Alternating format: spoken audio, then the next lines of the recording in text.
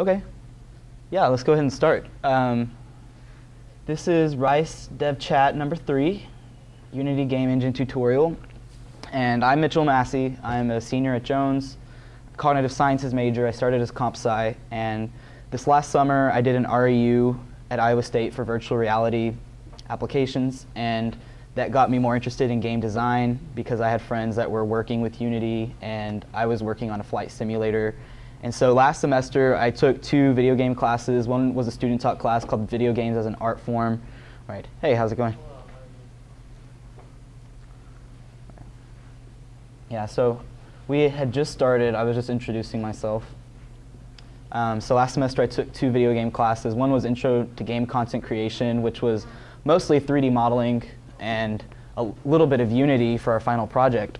And over winter break I did some tutorials in Unity to, kind of get more skills in game development. And I just thought it was a really cool software that students would like to know about, since there's a couple of video game classes at Rice, but I know that we have a lot of engineers, and so we'll talk more about what it means to be a game developer, but I'm really excited to do the dev chat for y'all. And here's just an overview of what we're going to be doing. I already introduced myself, but I'm going to give you all some information about why game development is a cool field to be in right now, and we'll watch a video about Unity's latest features, and we'll jump into a couple of demos. And I'll give you all some resources at the end. So why be a game developer? A lot of us at Rice are engineers. I think most of us in the room are comp sci or engineering people. And there's a couple of reasons you might not have thought about. Obviously, salary is important to a lot of people. With a bachelor's degree, starting average salaries can be between $50,000 to almost $100,000, depending on which area you're in. And if you're an independent game developer, this changes a lot because you're doing all your own kind of advertising and stuff. So if you're going to be an independent game developer by yourself, it's probably closer to $10,000 a year, but that's because you're doing all your own self-promoting. But if you work at an independent game studio that's not one of the large game studios, you can still pull in about $50,000. But this is nationwide averages. And the Game Sutra salary survey is where I'm getting some of these, and that's a really interesting report. If you're interested in game development, definitely check that out. The link is clickable on my slides, so I would recommend checking it out.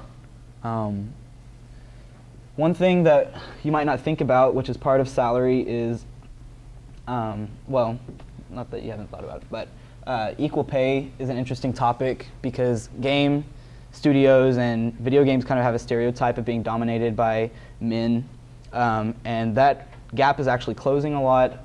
Right now, women are still paid slightly less than men in the game industry, but it's a lot higher than national averages as of 2013, or 2012, sorry. And there's more information on that in the salary survey, but if you look at the right, you can see the distribution by different areas, and in quality assurance, women are getting paid more than men. And this is, obviously, it would be nice for these to line up, and I think it's going to move more in that direction, but this is an area where women are paid more equally than in other areas on average. Something else that's really great is that the gaming industry is really booming. There's a graph that kind of spans, the early 70s to 2013 in different gaming areas. It's adjusted for inflation, but they're estimating that it'll reach 91 billion by 2015. These are from 2 different sources, but I think the 91 billion is globally, and then this chart is US game market revenues. Yeah, so there's several reasons to be a game developer.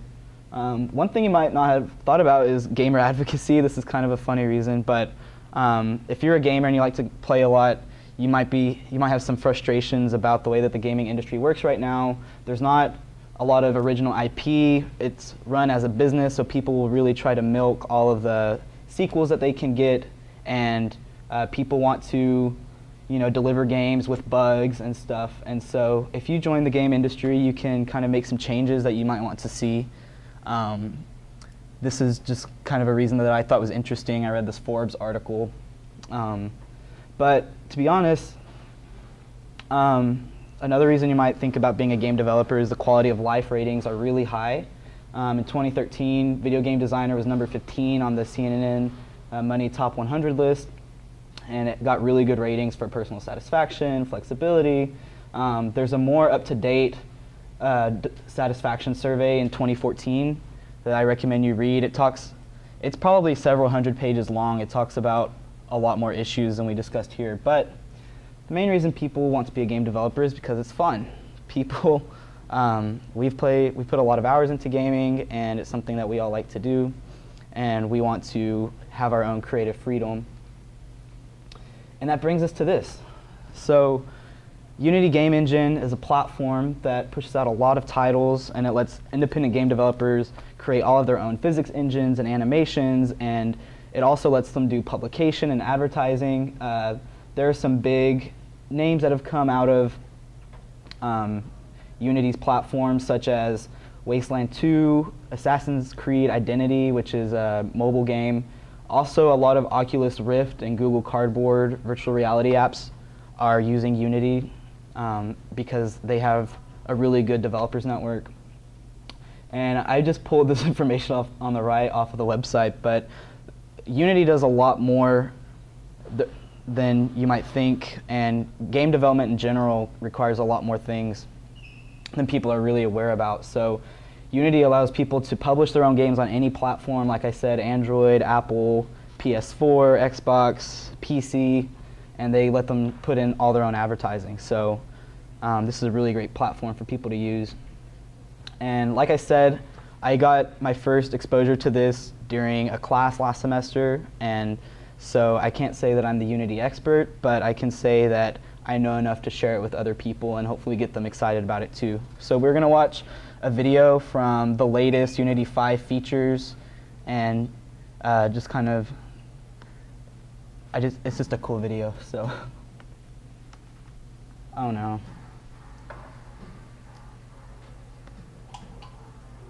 Okay, that's annoying. I'm gonna go to YouTube. Sorry, guys.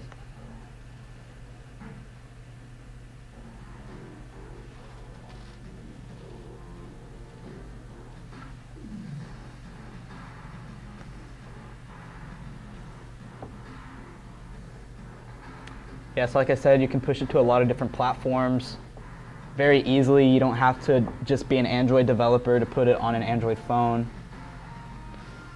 Their ability to mimic physics and material reflections is really powerful.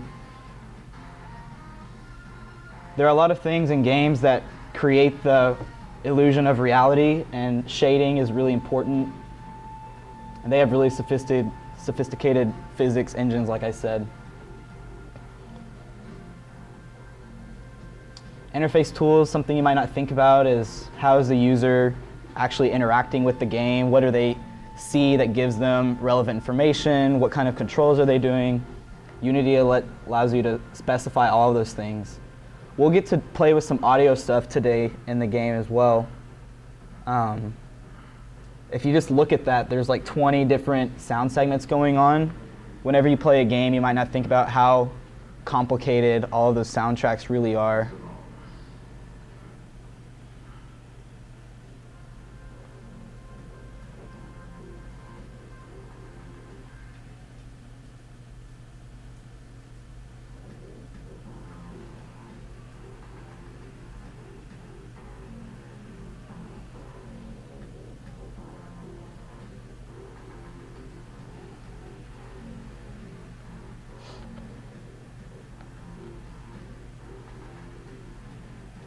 Yeah, it's kind of moving ahead on the bottom left, but they're starting to get more into controls and camera effects.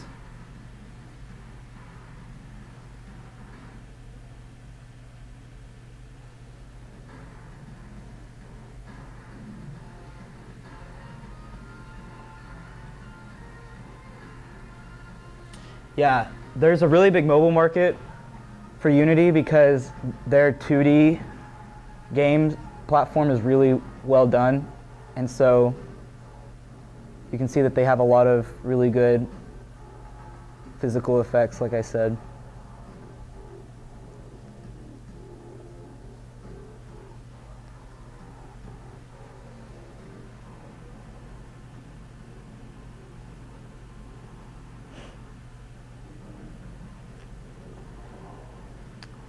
Yeah, it's really nice that they work in WebGL, because that means that people don't have to download any certain plugins, and you can run it on older computers.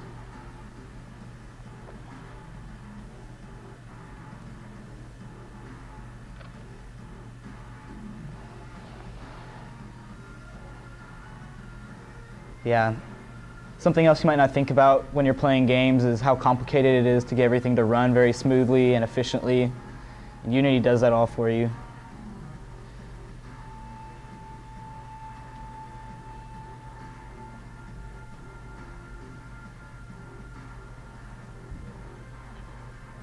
They have really cool tools that let you create an organic model of a person and then specify which parts are different limbs.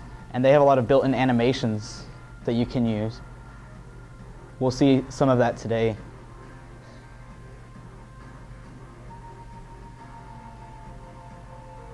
And this video is just from the website, so maybe some of you have seen it before, if you checked it out before this class.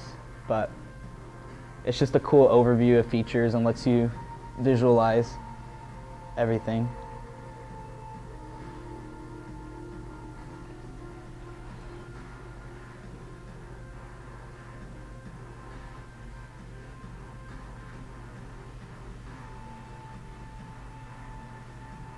Something that's really important to game developers is revenue, and Unity has a whole community of people that work to get a network of advertisements, and so they make it pretty easy.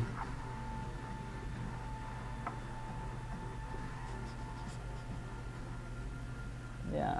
So Unity 5 is being released pretty soon, and we're going to be working out of Unity 4.5, 4.6. Some of you, I think, have different versions, but not too much has changed. Does anybody have any questions about the video or anything we talked about earlier? All right, cool.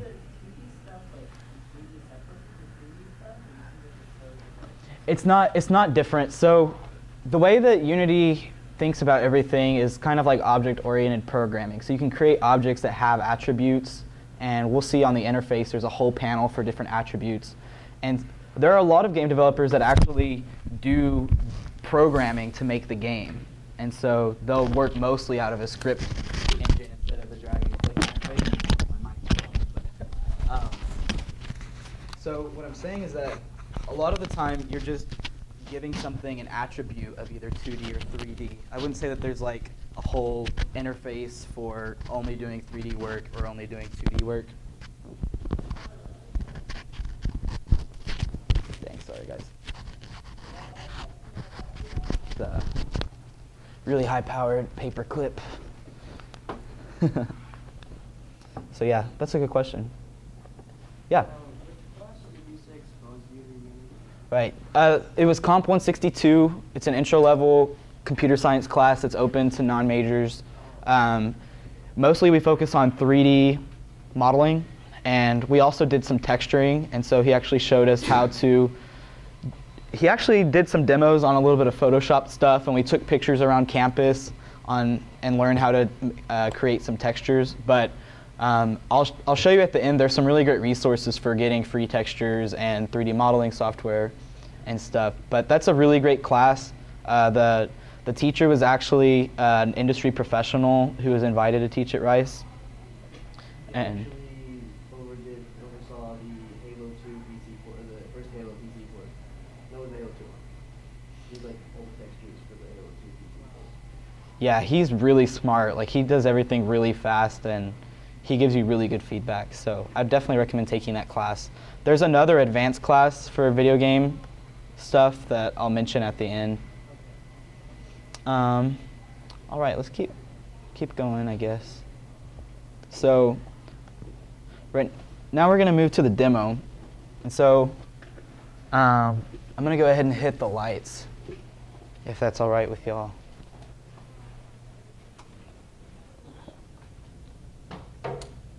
Cool. So the first thing we're going to do is look at the game that comes with Unity whenever you download it. So if you'll go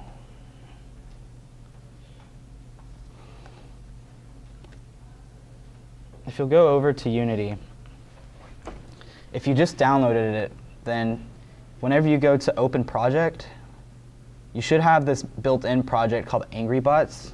Does everybody have that?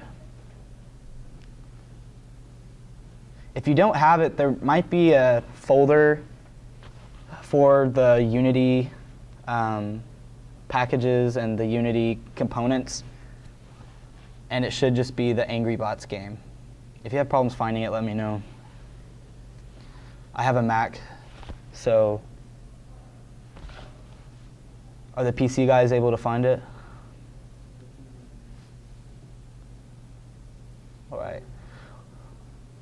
Well, if you can't find it, that's okay, because mostly I'll just be kind of walking you through the interface. So this is Unity, and what we have right here, oh, you know what I just realized? I forgot a mouse. I forgot my mouse. It's okay if you don't have a mouse, but. Okay, awesome. Thanks. I'm sorry. I appreciate it.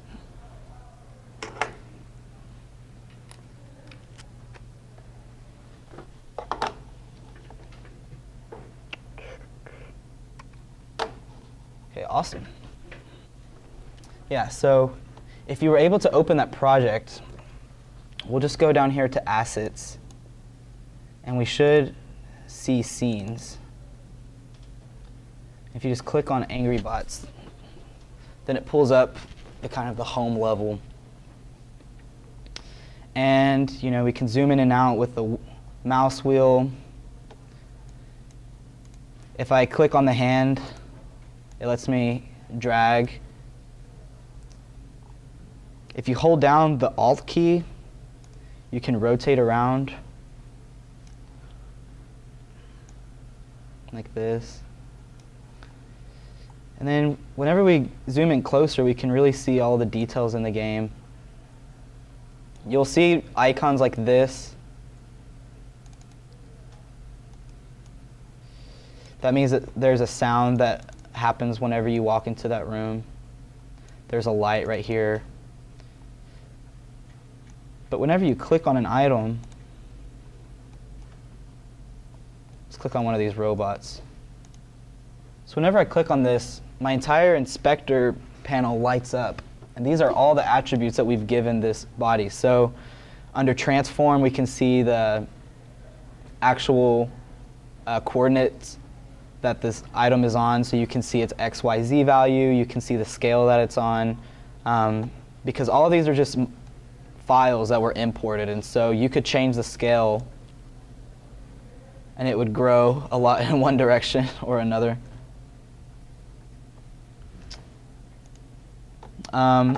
Parts of the object that you might not know about are like the mesh renderer.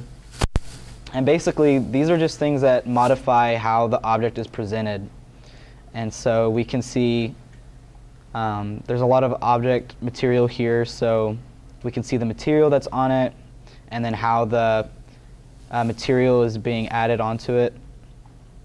And then we can see the rigid body's mass. All of this is really important for your physics engine stuff. And then a lot of this, there's scripts that were made for the object that detail how it moves, what happens whenever it gets hit, and so it talks about its health specs and stuff. There's a lot of audio stuff, and really all this is just to say that every object in the game has all of its own attributes. And so whenever we create a game, we're going to basically be dragging in objects and adding attributes that define how it interacts with everything else. So probably what we want to do is set up our window first. Let's go to layouts. 2x3 is one layout that you can use. Usually your layout is just personal preference or display size. So For instance, I might go wide here just because I'm on a really wide projector. The default is also pretty good. But really, this is kind of up to personal preference. But you can see down here all of my assets. I've got an animation folder, font folder, everything. But one thing that's fun to do, this is a fully fledged game, so let's just go in. I'm going to click Maximize on Play. And you can see that they put in some pretty intricate graphics. So I'm moving around with WASD, I'm clicking to shoot, and just whenever, think about this in terms of object-oriented programming. So like if I walk up to something, some action is occurring, and so it knows once I get to a certain distance, that's going to happen. So is there a difference between like background elements and then like objects that have attributes? Yeah, so most of what you're seeing here, like all of this background stuff, most of this is very static. So like you can notice like I'm shooting the wall and nothing's happening. That means that the game doesn't have any kind of like reaction triggers or anything. And you'll see on the floor that there's some of these tiles that are kind of displaced. That's all in the texture. Like I don't think that those are actually part of the mesh. I may be wrong, but depending on how the game developers did it. Yeah, so you'll see that whenever I shoot, it has an explosion sequence. Yeah, so if you're able to load the game, you can play with it for a little bit, but we'll probably just move on.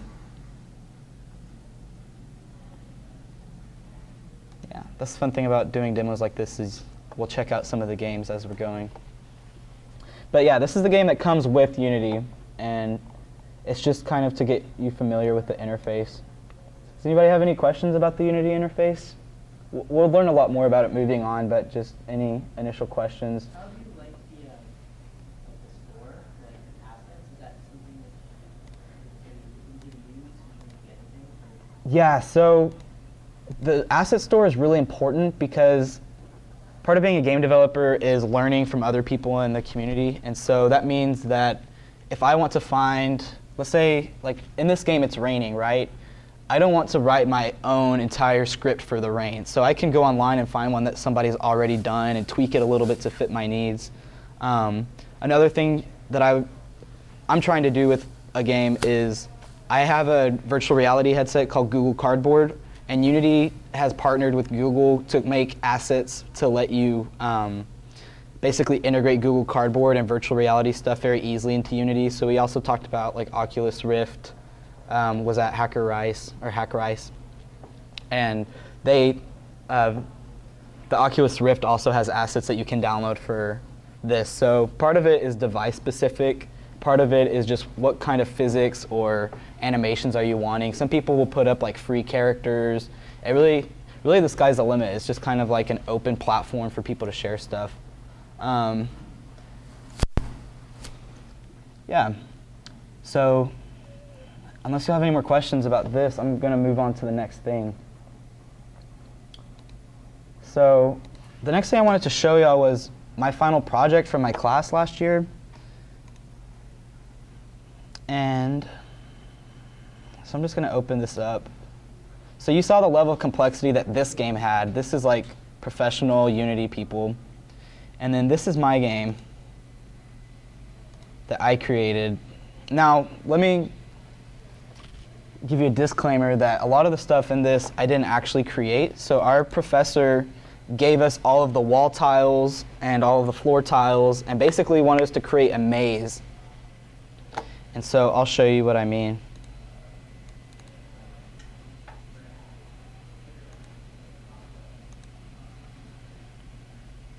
Oh, whoops. Sorry.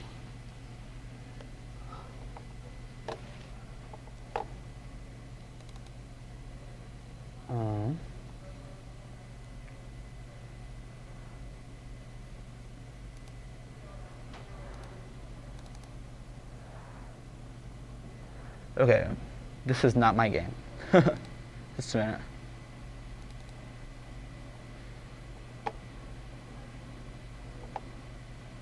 Just a minute.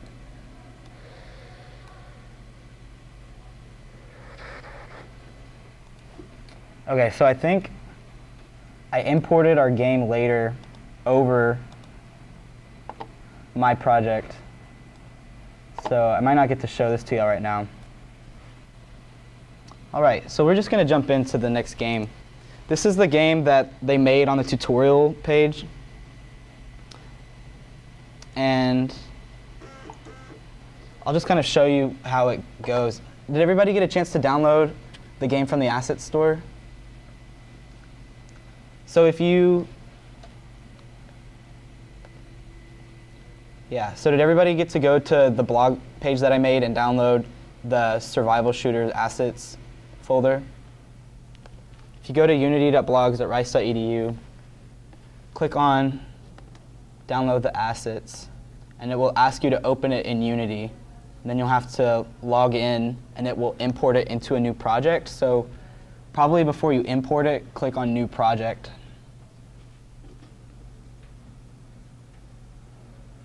All right. And while y'all are doing that, I'm going to show y'all what this game looks like. I'm sorry? This requires Unity 4.6 or later. Yeah, it says it requires Unity 4.6, but it'll probably work. Are you working on an earlier version? I think so. Okay. I just downloaded the newest Unity and it works. I'm sorry? I just downloaded the newest Unity and it works. Yeah, but he was in the class last semester, so he might have the older version. I think this should work, though. How did you go from importing it To this? yeah, Okay, yeah, I can do this again. So click on New Project.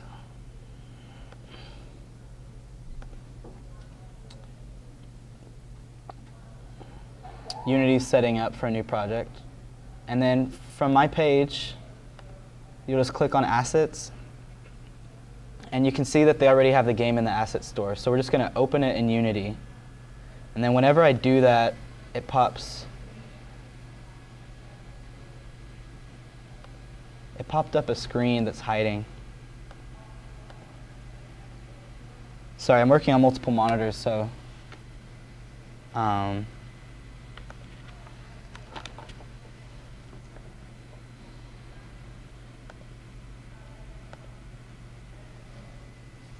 sorry, guys.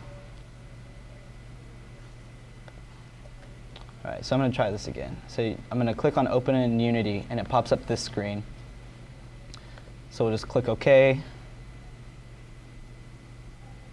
And then the asset store pops up. I'm just going to import it, because I was already logged in. I think.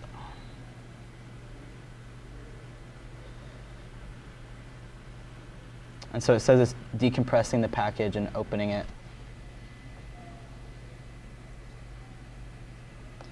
Did everybody get a chance to do this, or are some people still working on it?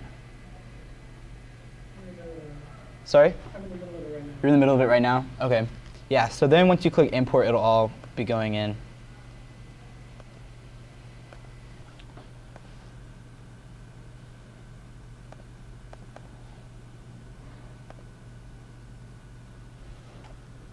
All right, so while y'all are downloading that, I'll go ahead and show you the game. It's pretty fun. That's part of the reason I wanted to show y'all this, is just because I like the game, but yeah.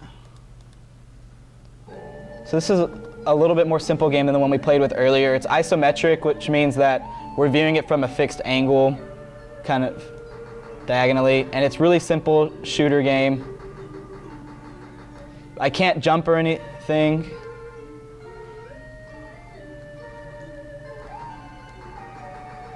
So you can hear the audio in the background. We're going to work on that. We're going to work on the animation. We're going to work on bringing in the bad guys. Yeah, it's just a pretty simple shooter game. I'm just walking around, shooting stuff. The physics behind the gun is that we're creating a beam that goes off at a certain interval. And so anytime it hits an object, it's going to trigger an event. But yeah, this is the game we're going to make in our tutorial. So I'm going to get out of this. But, oh sorry, so at the top you should see this tabs that say scene or game. I think you can do this in scene, but you just click play at the top here. So whenever we're actually looking at the game, we can see the certain elements. So we can see that the camera has been set up here. Whoop. The camera has been set up here. And you can see kind of the angle that it's looking at. And it has a direct relationship to this guy. So whenever this guy moves, the camera moves. We can also see that there's a display element built in. And to be honest, I'm not exactly sure why they make it so big. But it has to do with the relationship to the camera. So yeah, so we'll get to implement these. And all of this stuff like the bookshelves and the dollhouse, all of this is just built into the environment. So when we import this, most of the stuff will already be made. So what I think we should do right now, if y'all want, we could take like a 5-minute break, and then we could come back and start on the demo. Does that sound okay? Or, okay, cool. I'm gonna go get some water. So now what we're gonna do, did everybody get a chance to kind of look at the game and play with it? Right, awesome. So, like I said, this is an isometric view, which means that the camera is going at a certain angle. And so we'll keep that in mind while we're developing. But let's just go ahead and jump into the tutorial. So in order to show you the slides and what I'm doing, I'm probably going to have to go split screen, whoops, like this. And so I know that it might be hard to see everything on this side. There we go. Cool. So yeah, I'm going to be in, so a little bit of background about this demo. Unity has a developers conference called Unite, and this was a training seminar that they did. And so this is all online on their site. And so if you look at the PDF, the slides at the top, they have information for their training day. That stuff's not really important. But once we jump in, the first thing we need to do is set up our environment. So if you're in Unity, we're going to set up our environment to be, okay, they say 2x3. On mine, I'm not going to do 2x3. I'm probably just going to do tall. Oh, that's kind of weird. Yeah, it's weird because I'm doing split screen. So I think if I do that, that will be better. Does everything look okay up there? I know it's kind of squished down here, but I can kind of, the good thing about all these tabs, it's kind of like Photoshop or any other Adobe software. Like you can close whatever tabs you want or maximize it or add. So I can close this out and go back to it whenever I want. So we've got our project tab. Oh, I see what they did. Okay. So 2x3. We're going to drag project under hierarchy like this. That looks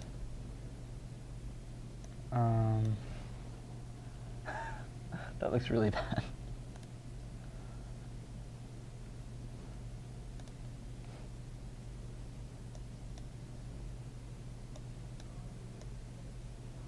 This is what I'm going to do.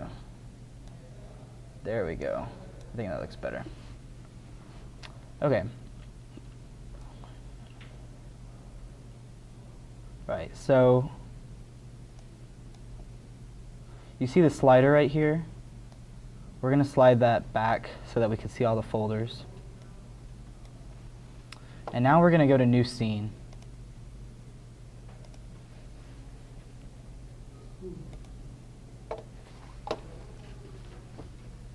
And And then we want to save the scene as level 1.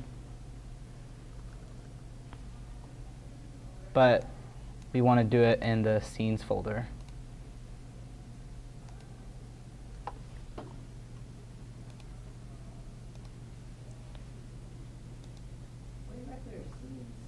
So you can have a project that has multiple scenes. So imagine you have different levels. So this is kind of like level 1, but maybe if I walked in through a door, it would transition to another scene. Yeah, I should have explained that more clearly. So what we're going to do now is we're creating a brand new scene, and we're going to recreate what we just saw from scratch. And like I said, I don't think we're going to use the full 2 hours. And oh, I need to tell you something. So is there anybody in here that hasn't done coding before? Okay, that's good. Because whenever I created this event, I thought that all the PDFs will let you read the text and that we could copy and paste the code. Turns out that they're view only, and I can't change that, and I couldn't find any code online. And so we're going to have to hand type some of the code. So probably what that means is we won't be able to finish the whole tutorial. This is just supposed to get y'all exposed to this. The good thing about this is that this is all online. There's more tutorials online. And so once we wrap up with our session, you can finish it on your own or tweak it or do other tutorials that you like. But since game development is a process, so that's how it's going to be. All right, so let's go ahead and start. So we've got this folder called prefabs, and we're going to find, this is kind of hard to see, but we've got this environment prefab. We're going to drag it in, and this is our room that's been made for us. So we can already see the beginnings of our level, but this is just the environment. So all of this stuff is static, it doesn't move. But because the objects we're entering in are going to be proportional to this, we need to change the dimensions. So what we're going to do is we're going to click on it. Whoa. Okay, this is our environment. And so we can see the transform panel right here. We're going to make sure that for position, it's all at 0.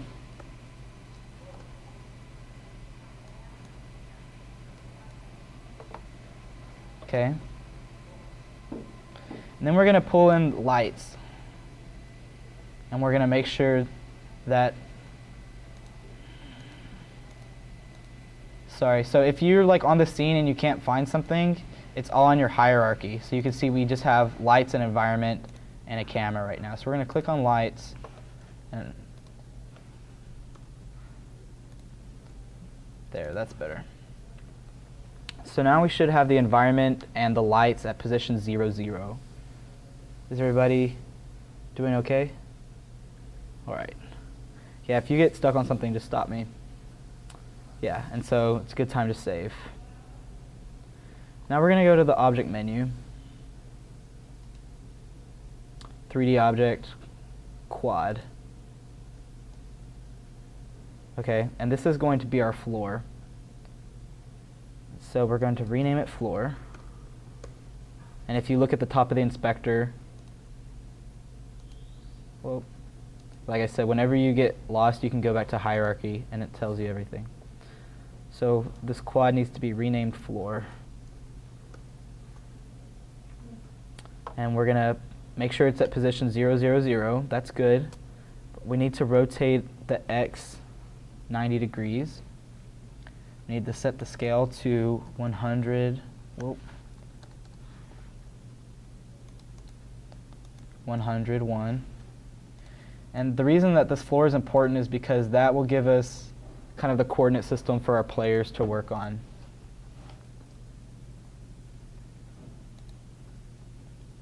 All right, so now we're going to click on the floor, and we're going to take off the mesh renderer component. And the reason we're doing this is because it's not actually an object in the game, it's just a coordinates grid, so it doesn't need any kind of mesh or texture or aesthetic. It doesn't need to look a certain way because it's just a coordinate system. Okay, save again.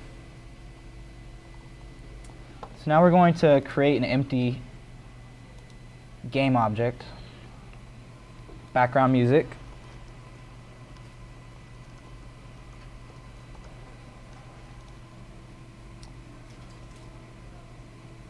Okay, now right here we're going to add a component, and this is going to be the general music that goes with the character. It's just the background music.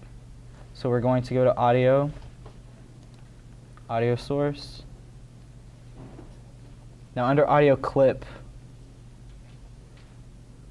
we're going to click this circle button, which lets us browse. Oh, whoops, you can't see this because it's on my other screen. But this popped up, and this is all the sounds that we have in our assets. And so we're going to pick background music. Now we've got this sound on a loop so that it's continuously playing. So click loop, then we're going to set the volume to 0.1 and save. All right. Is everybody doing okay? I know that this is on the slides, and so y'all are probably moving ahead as I'm talking, but am I going too fast, too slow, good pace? Awesome. All right, so that's the end of phase one. That was just setting up the environment. Now we've got our scene, we've got the floor coordinate set up, we've got background music, and we've got our environment. We've got the room. So now we're going to work on the player character. I have a question. Yeah. Could you explain what's the point of the floor again? Right. Yeah, so basically the floor is going to, that sets the coordinate that the players play on, but it's also just like the base level floor. So that way, for instance, if we had the physics effect of gravity, like if an object fell, it would know to stop on the floor. So the floor is just like our base. So part of it has to do with coordinates, but part of it's also just, that's the bottom. That's like the lowest level that our objects can go without like breaking physics and going through. So that's a good question. Anybody else have any questions? Cool. Yeah, so we're going to find the character in our models. So let's go back to assets, models, characters. We're going to select player and drag it in. And there he is. Okay, let's change the position again to 0, 0, 0. So now it's centered. Whoa. Now we need to tag it as a player. So just like in object-oriented programming, we're giving this the identity of player, and player has certain attributes that we'll be able to use later. But we have to tag it so that all of the other objects can identify it and interact with it. Okay. So now we're going to give it some animation properties. We'll go to the animation folder. Oh, sorry, that's the empty animation folder.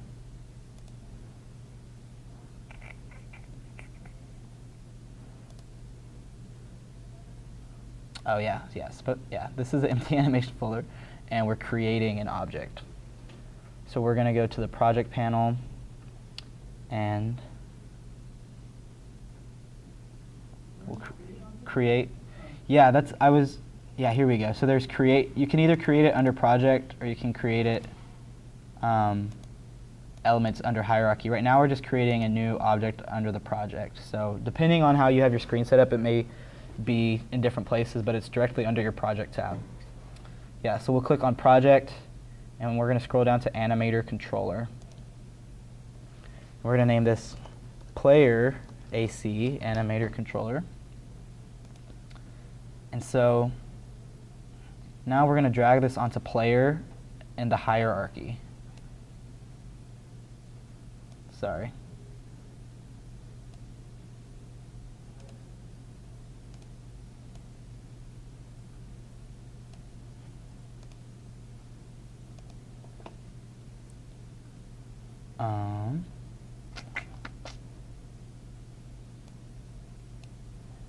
You just drag it onto where it says player, and it should show up on the inspector. Yeah, that's what I was thinking.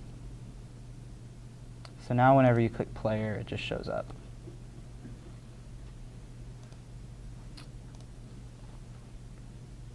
Yeah. So now we'll go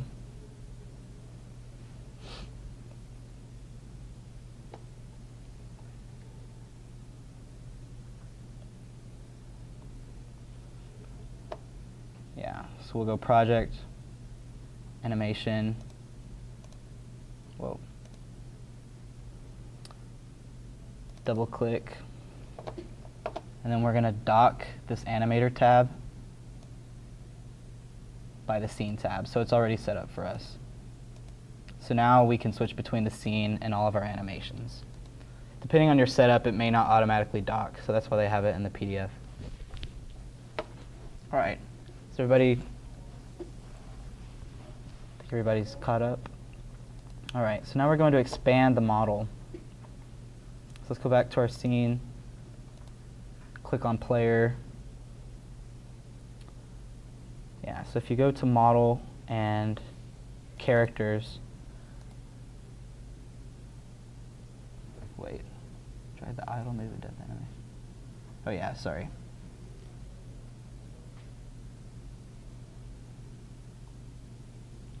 Just a minute, sorry, I got.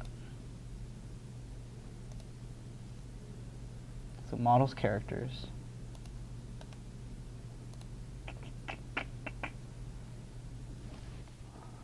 Oh, here we go, animations. Yeah, so we have these animations right here. Did everybody find this all right? I got a little bit confused, but yeah, if you click on your player, you have the model features, but we're clicking on animations. Yeah, so now we're going to scroll down and drag these to this animator. We'll click on the animator window and then drag these over.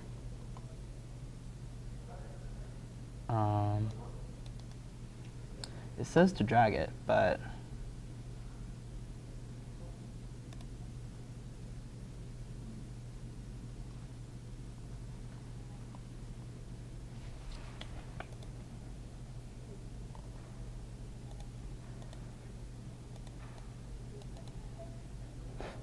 okay, sorry guys, it's acting weird.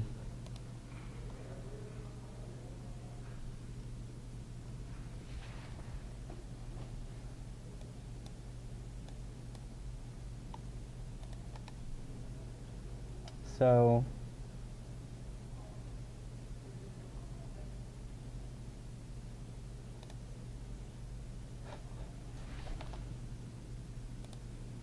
we have animations, and it says to drag this over. Did anybody figure it out?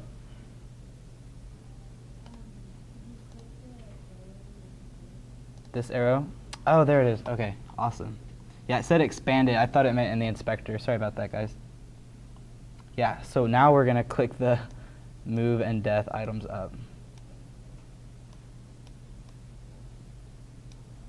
Cool. So now we can right-click idle, which is here. We can make that our default. And now we're going to, under idle,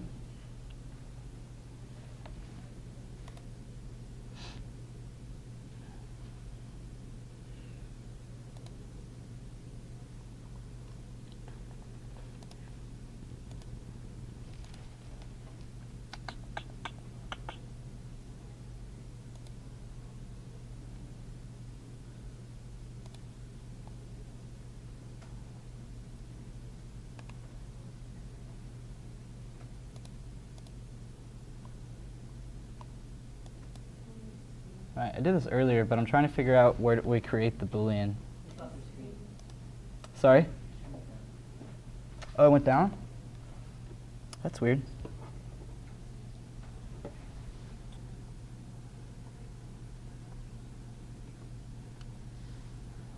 Sorry, guys.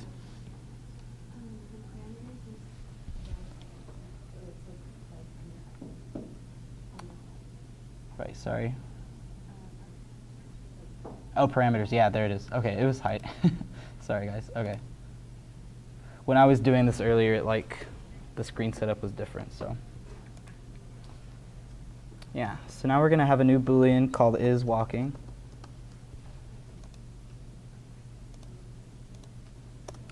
Enter.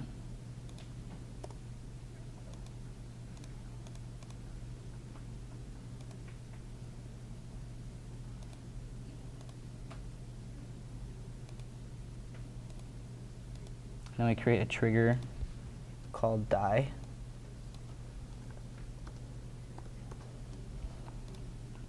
So we'll right-click this.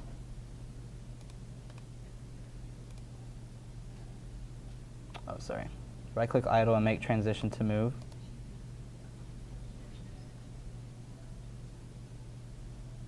Now we have this arrow that's going to take us into a transition.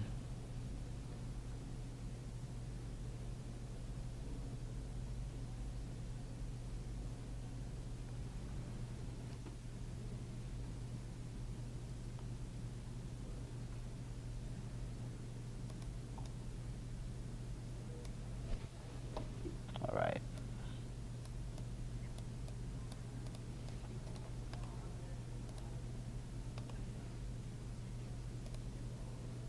So we have this arrow.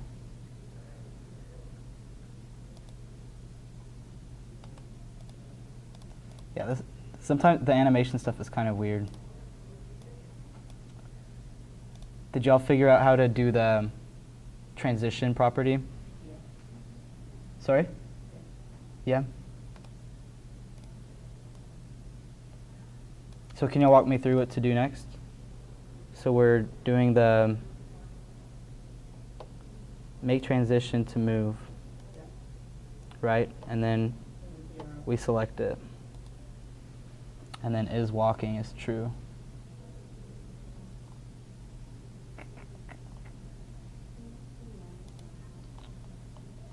Oh, there we go.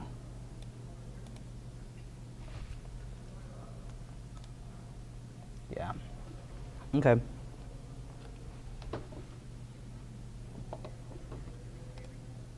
I click move, make transition to idle. And then isWalking is false. Oh. Yeah, so basically all this is doing is saying that we have our idle normal moving position, or idle not moving position, sorry. And all we're doing is setting the property so that the machine knows what to do.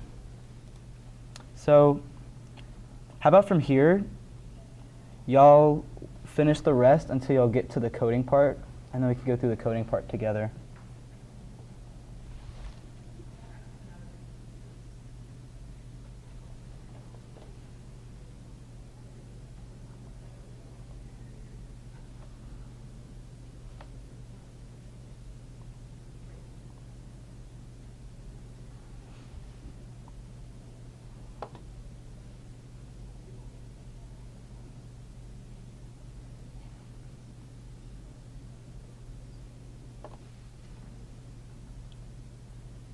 Y'all can see that it's a complicated process because we're trying to create scripts that tell the characters what to do, and so it's just interesting seeing like how this is all reverse engineered.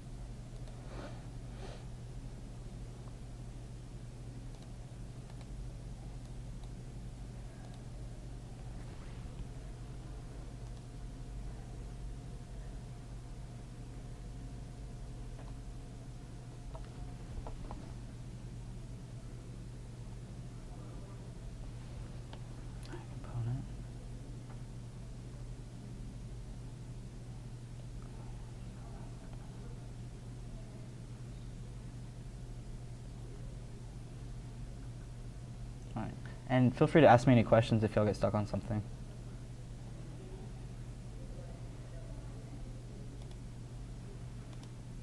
Player game object. Add component. So did everybody get to the physics part? Is anybody not to the physics part?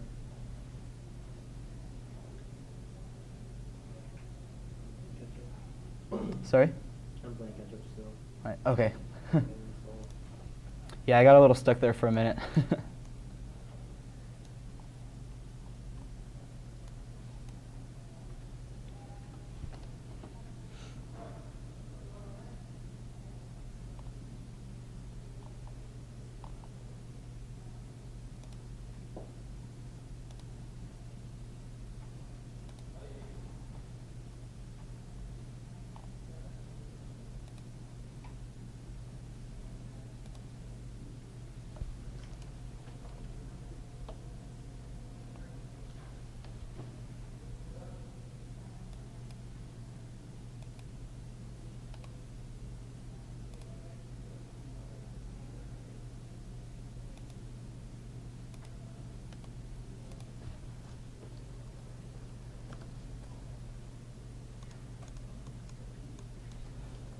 Yeah, this part's kind of weird, but whenever you're doing the drag and angular drag, you're actually writing the word infinity. It's kind of weird.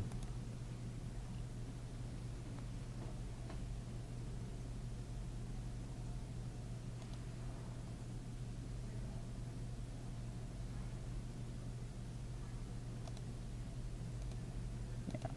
So you'll see on the part where we're freezing the Y position and freezing the X and Z rotations, that's what's setting the isometric view, because we're keeping a fixed look at the character. So that means that it's not rotating in very certain ways. And that also means that it can't like float up in the air or anything because you freeze the Y position. So I played around with this whenever I first saw this tutorial, and like if you drag the character up,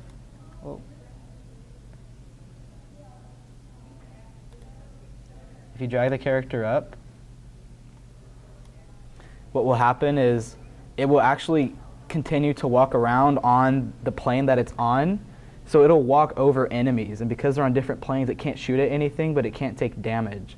So setting the plane is very important.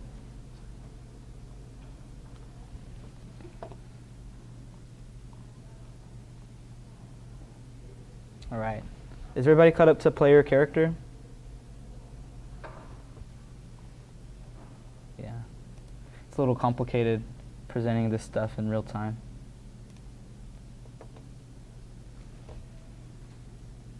So I'm going to change this back.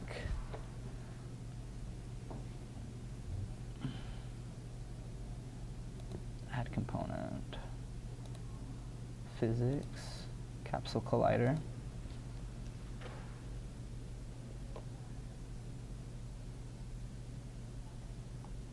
Center is 0.2.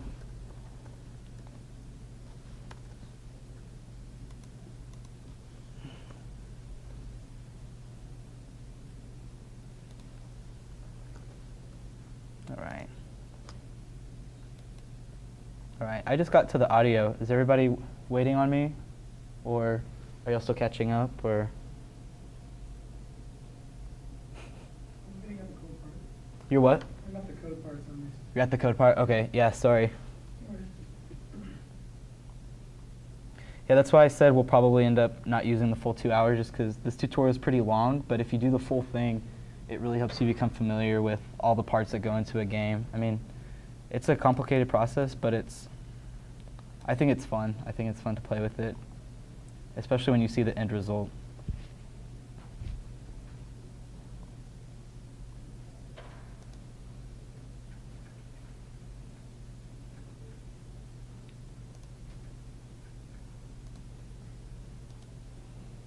Select circle.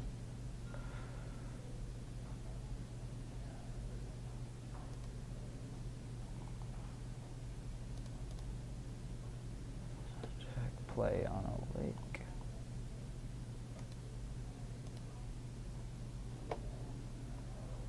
Play script.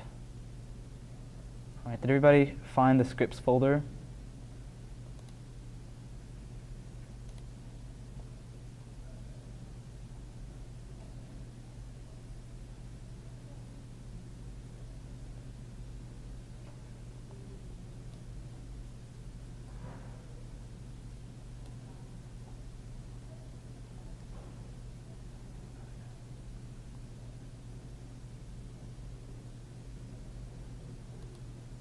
Right.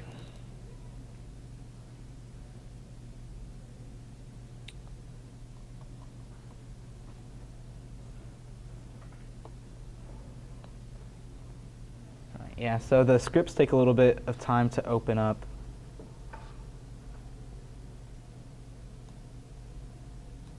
All right. Did everybody make it to the script part? Yeah. I actually have to be somewhere at 3, Okay, do you need to head out? yeah, I probably need to head out. Okay, no problem. Yeah. You said the resources in DevChats could be like possibly posted on the Facebook group. Right. Yeah, I'll post this all in the Facebook group. We'll put this Rice blog site up, and it has the assets and walkthrough slides. Yeah, so these slides, I mean, these are all just online, and so you could do the whole thing on your own. Okay, Yeah.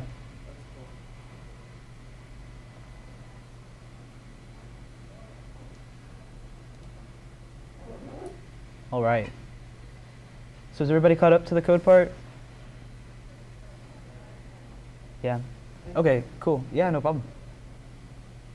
Yeah, so how do y'all want to proceed? Do you want to go through this, you know, like section by section and talk about what it's doing, or do y'all just want to walk through it on your own, or what sounds?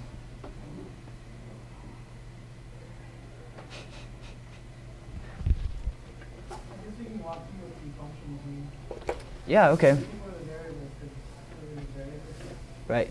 Yeah, and some of the, you know, I don't do C#, so, you know, we can look through this and interpret what it's doing. But like if you were making a game and you wanted to figure out what this is doing, like there's really good documentation.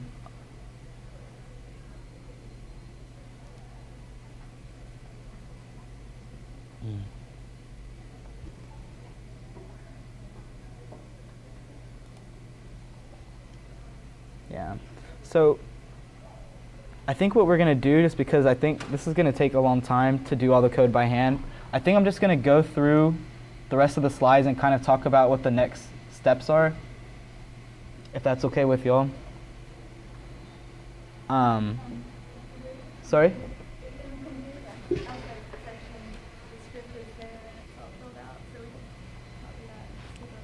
Sorry. Yeah, so there are scripts already in the folder that are completed.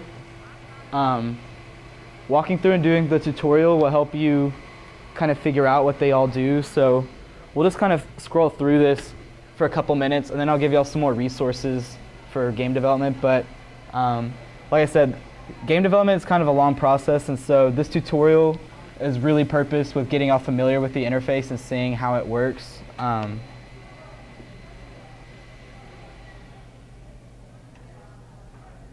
Yeah, so this first function that we're adding is drawing from the player movement class that's already built into Unity.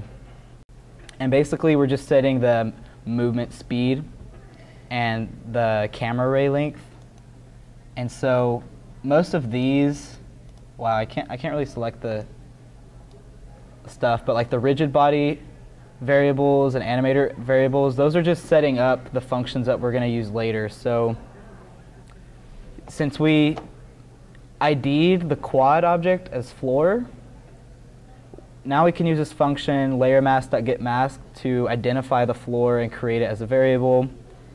And basically awake is just what happens when the game starts or whenever your character dies and starts over again. And so it's pulling, you know, the animation and the rigid body object. And the next thing we're doing is we're just running an update function that will run continuously and get our position saved in the system so that we can use it. And then we finally create our move function. And the move function is like your normalized vector. There's basically like your vertical, horizontal, and your XYZ coordinates, and you're taking that normalized vector that combines those and your speed and multiplying it times time. So that's just a function for creating movement.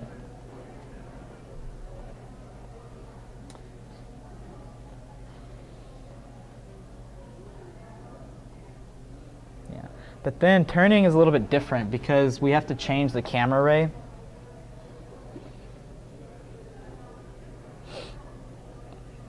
And so that means that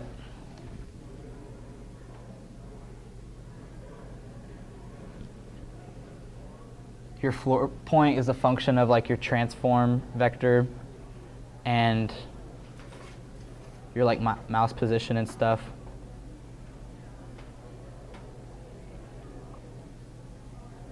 Yeah, so they have a slide describing like how the camera goes through the screen to hit the point that we're looking at. Yeah, so in this demo they had everything in phases. So next they go through the camera setup.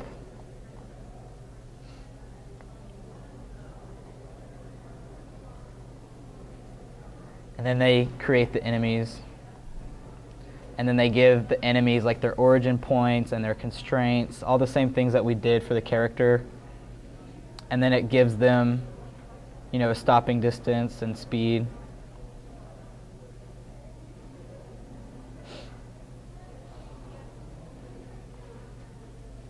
Gotta head out. Okay, yeah, no problem. Oh, wait, before you go, just a minute. I'm just gonna go ahead and show everybody this now. Okay. There's really good resources for future stuff. So I have all these links in the slideshow. There's a documentation for Unity. The Unity subreddit's really helpful. There's free software tools that you can get for 3D modeling if you're a student. Maya's only free if you're a student. Blender's open source. There are these websites for getting free textures for all your objects. These are animation software, and then these are all the Rise classes. So, yeah, thanks for coming. I appreciate it. Sure, yeah. Thank you. Yeah. All right. So, do y'all want to keep working on it, or do y'all have any questions? I wasn't really sure the best way to do this because it is kind of long, and so I thought it would be fun to get our feet wet in it, and then y'all can kind of take it up from here. One thing I will say is I read online that some people were having issues with some of the code that's in this demo. I didn't have a problem with it, but if you run into problems, like search the name of this is, sorry, this was at the Unite event. Whoa.